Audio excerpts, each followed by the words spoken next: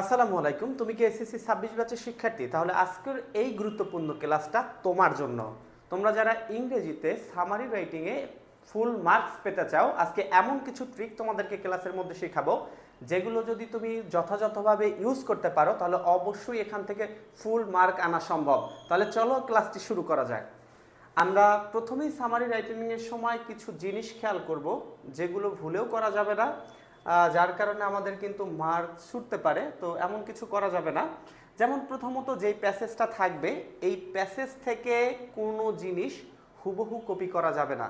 যখনই আমরা সামারিটা লিখতে যাব তখন আমাদেরকে অবশ্যই খেয়াল করতে হবে যেই প্যাসেজটা থাকবে সেখান থেকে কোনোভাবেই হুবহু লাইন কপি করা যাবে না। এরপরে মূল যেই প্যাসেজটা দিবে সেটা 3/1 লিখতে হবে। 3/1 অন্তত তোমাকে লিখতে হবে, অতটুকু বড় যেন হয়। 5 অথবা 7 বাক্যের মধ্যে শেষ করতে হবে। যেহেতু সামারি সারাংশ চাইছে, অত বড় করতে হবে না, অনেক বেশি কিছু তথ্য দিতে হবে না। মোটামুটি তুমি চেষ্টা করবা 5 অথবা 7টা সেন্টেন্সের মধ্যে যেন বাক্যটা প্যাসেজটা শেষ করতে পারি, সামারিটা শেষ করতে পারি। এক্সটি প্যারাগ্রাফ হবে, এখানে অনেকগুলো কোটেশন আকারে তোমার লেখার দরকার নাই, একটা প্যারাগ্রাফের মতো করে লিখে দিবা। বুঝতে পারছো ভাইয়া? এরপরে দেখো, উদাহরণ বা তারিখ বাদ দিন। কোনো তারিখ বা কোনো উদাহরণ, এক্সাম্পল, এইগুলো তুমি সামারিতে ইউজ করবা না, এগুলোর কারণে তুমি মার্ক হারাইতে পারো। এরপরে দেখো সিম্পল সেন্টেন্স ব্যবহার করবা। এরপরে ব্যক্তিগত মতামত দেয়া যাবে না। আই থিঙ্ক, ইউ থিঙ্ক, অমুক থিঙ্ক, আমি জানি, সে জানে, এরকম কোনো মতামত এই সামারিতে ইউজ করবা না, তাতে কিন্তু তুমি মার্ক হারাইতে পারো। স্পষ্ট এবং সাবলীল ভাষায় যত সহজে লেখা যায় সেই চেষ্টাটাই করবা। এরপরে আমি তোমাদেরকে কিছু ফরম্যাট দিয়ে দিব, জাস্ট এই ফরম্যাটে লিখবা। যেখানে শূন্যস্থান থাকবে এই শূন্যস্থানে প্যাসেজের কোন জিনিসটা তুমি বসাইলেই এখানে সামারিতে ফুল মার্ক পেতে পারো, সেই জিনিসটাই তোমাদেরকে দেখা যেতে যাচ্ছি ভাইয়া। এসএসসি 26 ব্যাচ যারা আছো, এরকম প্রত্যেকটা টপিক্সের উপর ইংরেজি ক্লাস কিন্তু আমাদের পেজে দেওয়া হবে। অবশ্যই ফলো দিয়ে আমাদের পেজের সাথেই থাকবা। এরপরে আমরা কিছু ট্রিক্স দেখব যেগুলোর মাধ্যমে আমরা খুব সুন্দরভাবে একটা সামারি লিখতে পারবো। ফার্স্টে আমরা শুরু করব একেবারে ইন্ট্রোডাকশনটা। The passage mainly highlights, focus on, narrates, এই তিনটার যে কোনো একটা তুমি চাইলে তোমার পছন্দ মতো ইউজ করতে পারবা। আমরা এখানে কিন্তু ন্যারেটসটা নিয়েছি।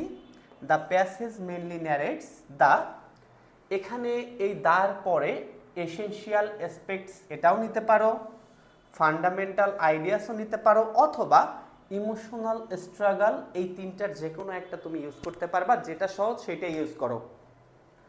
অফ ইউজ করার পরে এরপরে প্রিপোজিশন, তোমার যে মূল যে টপিক্সটা, যেই প্যাসেজটা দেবে সেই প্যাসেজটার মূল যে কথাটা ভাইয়া সেটা তোমাকে এখানে তুলে ধরতে হবে। আমরা যেহেতু জেরির গল্পটা নিয়েছি, ওখানে একটা বালকের কথা বলা আছে, an অরফান and emphasises the significance. তো সম্পূর্ণ লাইনটার মধ্যে তোমার কাজ কি ভাইয়া? হুবহু তুমি লাইনটা একেবারে মুখস্থ করে ফেলবা। এই তিনটার মধ্যে যে কোনো একটা তুমি নিতে পারবা, ফোকাস অন, হাইলাইটস বা ন্যারেটস, যে কোনো একটা, এসেনশিয়াল, এমফাসাইজ বা ইমোশনাল স্ট্রাগল, যে কোনো একটা নিতে পারবা। কাজের মধ্যে শুধু আমি দেখি যে মেন যে টপিক্সটা এটা খুঁজে বের করা, যে প্যাসেজটা দেবে এই প্যাসেজটার মধ্যে আসলে মূল কথাটা কি, কোন বিষয় নিয়ে আলোচনা করেছে। শুধুমাত্র এই টপিক্সটা এইখানে অফের পরে এইখানে এতটুকু বসাই দিবা। এরপরে বাদ বাকি যে ইর, সিগনিফিকেন্স যা কিছু আছে সব কিছু কিন্তু সুন্দরভাবে বসানো আছে। এই যে রিফ্লেক্স, এমফাসাইজের পরে শুধু তুমি এই লাইনটা টোটালি মুখস্থ করে ফেলো, শুধু এইখানে জাস্ট একটা শূন্যস্থান দিয়ে রাখবা, যেটা হবে ওইটা বসাই দিবা। ওকে, পরবর্তী। এই গেল আমাদের সামারি স্টার্ট। তুমি জাস্ট ওইটাই মুখস্থ করবা। এরপরে দেখো দ্বিতীয় স্টেপে গিয়ে, শুরুটা করার পরে দ্বিতীয় স্টেপে গিয়ে তোমাদের যে কাজটা সেটা প্রধান চরিত্র অথবা এই প্যাসেজে মূল বিষয় কোনটা এটা খুঁজে বের করা এবং সেই সম্পর্কে যদি কোনো তথ্য থাকে বা বিশেষ যদি কোনো কিছু জানা থাকে সেই জিনিসটা হচ্ছে তুমি একটু বর্ণনা করবা সংক্ষেপে।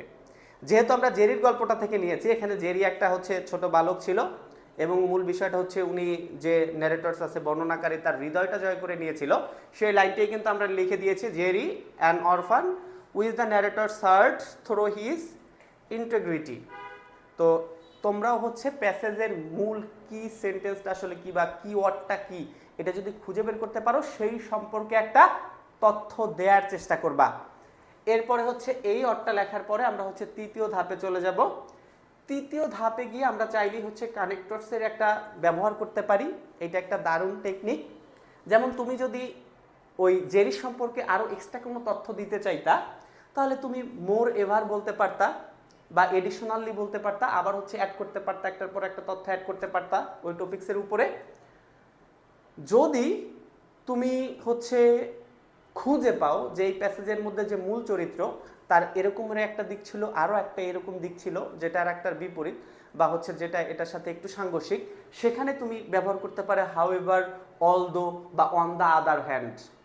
তার মানে 3 নম্বর সেন্টেন্সে গিয়ে তুমি হাউএভার, অলদো বা অন দ্য আদার হ্যান্ড দিয়ে হচ্ছে শুরু করতে পারো, অথবা যদি কোনো কারণ দর্শায় বা যদি কোনো হচ্ছে কারণ থাকে, অন্য কোনো কারণ থাকে, রিজন থাকে, সেক্ষেত্রে হচ্ছে বিকজ অফ অথবা ডিউ টু দিয়ে তুমি একটা সেন্টেন্স লিখতে পারো। যেমন আমরা সবাই জানি যে সে লেখকের হচ্ছে মন জয় করেছিল, হাউএভার বা হচ্ছে অন দ্য আদার হ্যান্ড অপরদিকে বলতে পারো he creates a story about having a mother to hide his loneliness. সে হচ্ছে তার মা আছে এটা বলে তার একাকিত্বটাকে আড়াল করার চেষ্টা করেছিল। ঠিক আছে, তো তুমি তৃতীয় নাম্বারে গিয়ে তৃতীয় নাম্বার সেন্টেন্সে একটা কানেক্টরসের হচ্ছে ভালো ব্যবহার তুমি হচ্ছে এক্সামিনারকে দেখাইতে পারো। একেবারে লাস্ট সেন্টেন্সটায়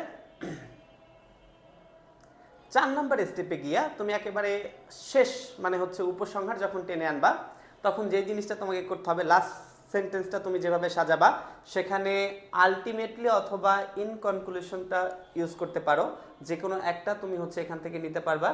এরপরে দ্য প্যাসেজ কনভেন্স এটাও নিতে পারো, অথবা এটা হচ্ছে ইট পোর্ট্রেস বা এটা হচ্ছে ফুটিয়ে তুলেছে বা হচ্ছে দেখিয়েছে, ইট শোজ, যে কোনো একটা হচ্ছে তুমি ইউজ করতে পারবা। তো এটা দুইটা যদি হচ্ছে ইউজ করো তাহলে যে জিনিসটা হচ্ছে দাঁড়াবে আলটিমেটলি দ্য প্যাসেজ কনভেন্স দিতে পারো, অথবা হচ্ছে দি প্যাসেজ শোজ দিতে পারো that the deep human needs for love and belonging. এখন এই জিনিসটা হচ্ছে তুমি একেবারে লাস্ট যে সেন্টেন্সটা হবে সেটার নিয়ে আসবা এবং সেখানে তুমি হচ্ছে আলটিমেটলি অথবা ইনকনক্লুশনটা দিতে পারো, যে ইনকনক্লুশন ইট পোর্ট্রেস দিতে পারো, যে কোনো একটা হচ্ছে ইউজ করে এরপরে কোন জিনিসটা তুলে ধরেছে সেটা আবার একটু বলে তারপর হচ্ছে ইতি টানতে পারো, যাতে করে কিন্তু তুমি একেবারে সামারিতে ফুল মার্ক পেয়ে যাবা। 4 নাম্বার স্টেপে গিয়ে মানে একেবারে শেষে গিয়ে আমরা যে জিনিসটা করব, যেই ফরমেশনটা আমরা ইউজ করব লাস্টে হচ্ছে আমরা আলটিমেটলি অথবা ইন কনক্লুশন যে কোনো একটা ইউজ করব। আমরা হচ্ছে আলটিমেটলি নিয়েছি, তুমি চাইলে অন্যটাও নিতে পারো, দ্য প্যাসেজ কনভেন্স নিতে পারে, অথবা হচ্ছে ইট পোর্ট্রেস নিতে পারে বা ইট শোজ দ্যাট নিতে পারে, যে কোনো একটা হচ্ছে এখানে তুমি তোমার চুজ মতো নিয়ে নিতে পারবা।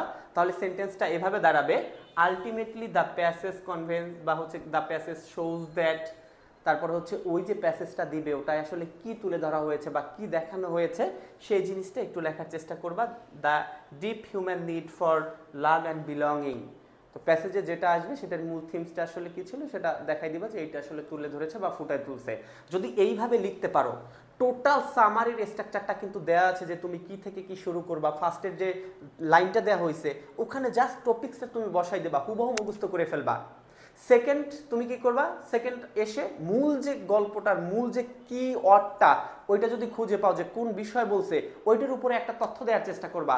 তথ্য দেওয়ার পরে এটা যদি হচ্ছে অপর কোনো দিক থাকে বা ওইটার সাথে যদি আরও কিছু করে থাকে, একজন একটা ভালো কাজ করছে আরও একটা ভালো কাজ করছে, ওইটার সাথে যদি ওইটা অ্যাড করো তাহলে কি ব্যবহার করতে বলছি, তাহলে অবশ্যই হচ্ছে তুমি এডিশনাল বলতে পারো, অথবা হচ্ছে তোমাদেরকে কি দেখানো হয়েছে। তাহলে সামারি লেখার মূল মন্ত্রটা আর একবার একটুখানি হচ্ছে রিভিশন দিয়ে দেখে নেই যাতে করে আর আমাদের ভোলার সম্ভাবনা না থাকে। শুরুতে আমরা যেই লেখাটা দিয়েছিলাম ওটা হুবহু মুখস্থ করে ফেলবা। একেবারে সূচনার যে ফর্মুলাটা তোমাদেরকে দিয়েছিলাম ওটা হুবহু মুখস্থ থাকবে, শুধুমাত্র যেখানে টপিক্সটা দেয়া আছে ওইখানে তোমার প্যাসেজ অনুযায়ী টপিক্সটা লিখবা, বাদ বাকি ওইখানে যে 2-3 লাইন দেয়া আছে সম্পূর্ণ একবারে ঠোঁটের আগায় রাখবা। দ্বিতীয়তে যে প্যাসেজটা নিয়ে হচ্ছে দ্বিতীয়ত কথা বলা হবে, মূল যে কি অর্থটা, এই অর্থটা খুঁজে বের করে এটা সম্পর্কে একটু তথ্য দেয়া। যদি দেখো উনি একটা ভালো কাজ করেছে, এরপরে আরও একটা ভালো কাজ করেছে, তাহলে অবশ্যই কানেক্টরস মোর ওভার দিয়ে দিয়ে এটার সাথে অ্যাড করতে পারো। অথবা একটা দিকের পরে যদি অন্য আর একটা দিক নিয়ে কথা বলে তাহলে on the other hand, however, এই কানেক্টরসগুলো অ্যাড করে একটা সেন্টেন্স তুমি লিখতে পারো। এরপরে শেষে একেবারে ইন্ডি গিয়া তুমি অবশ্যই কনক্লুশন অথবা হচ্ছে তুমি ইন দ্য এন্ড এগুলো দিয়ে লাস্টে একটা সেন্টেন্স যুক্ত করতে পারো, যেটা টোটাল এটার একটু সামারি, যে এই বিষয়টা হচ্ছে ফুটিয়ে তোলা হয়েছে, পোর্ট্রেট করা হয়েছে, এগুলো দিয়ে যদি হচ্ছে মেইন যে স্ট্রাকচারটা তোমাদেরকে দেখানো হয়েছে এভাবে যদি তুমি লিখতে পারো তাহলে অবশ্যই সামারিতে তুমি 5-এ 5 পাবা। আর ফুল সামারির স্ট্রাকচারটা তোমাদের যাদের বুঝতে এখনো অসুবিধা হচ্ছে, মূল স্ট্রাকচারটা শুধু কোন জায়গায় তোমার কি লিখতে হবে এটা শূন্যস্থান দেওয়া থাকবে, এরকম প্যাটার্নটা যদি চাও তাহলে অবশ্যই আমাদের পেজে একটা মেসেজ দিয়ে বলবা যে ভাই আমাকে সামারির যে স্ট্রাকচারটা এটা সুন্দরভাবে যে এটা আছে এটা একটু আমাকে হচ্ছে দিয়ে দিয়েন, তাহলে তোমাকে ইনবক্সে দিয়ে দেওয়া হবে অথবা আমাদের গ্রুপগুলোতে যুক্ত করে রাখা হবে, যাতে করে হচ্ছে যে কোনো কিছু ইনফরমেশন অথবা হচ্ছে সুপার সাজেশন যাই দেওয়া হয় সেগুলো যেন পেতে পারো। আশা করি সামারিতে আর তোমাদের কোনো সমস্যা হবে না। পরবর্তী ক্লাসে দেখা হচ্ছে অন্য কোনো টপিকস নিয়ে। আসসালামু আলাইকুম।